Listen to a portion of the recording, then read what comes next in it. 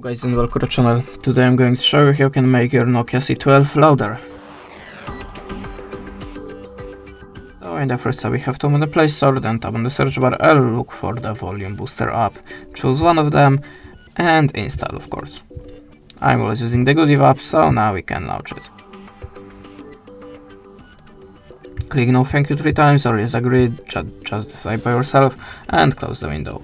Now tap on the OK and the tool is active. You can increase and decrease the booster by this little slider. You can see the 60% is max, so just adjust it your needs.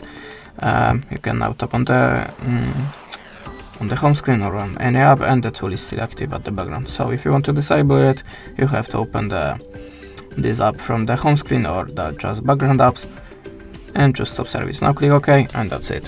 Thanks for the watching, leave us a subscribe, a comment and goodbye.